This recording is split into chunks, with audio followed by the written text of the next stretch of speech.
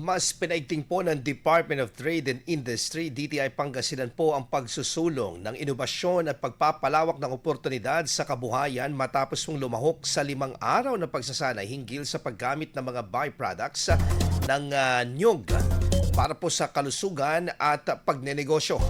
Isinagawa po ang Coco Natural Utilization of Byproducts of Coconut for Health and Wellness noong Hunyo 30 hanggang Hulyo 4 ng kasalukuyang taon sa pangunguna ng Our Farm Agribusiness Skills Training at Assessment Center Incorporated.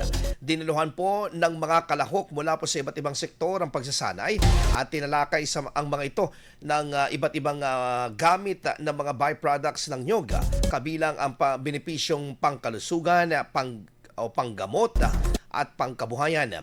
Ipinaliwanag din ang mga paraan kung paano maglilikha pa ang mga produkto ng mas mataas na halaga mula sa mga byproducts ng nyog habang isinusulong ang kalusugan at kagalingan. Ayon sa DTI Pangasinan, naging mahalaga ang pagsasanay sa pagpapalawak ng kaalaman ng mga kalahok hinggil sa potensyal ng industriya ng nyog.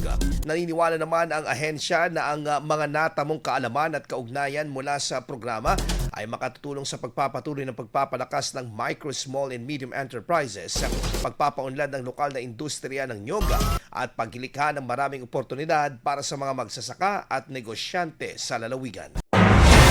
IFM News. IFM News. IFM News.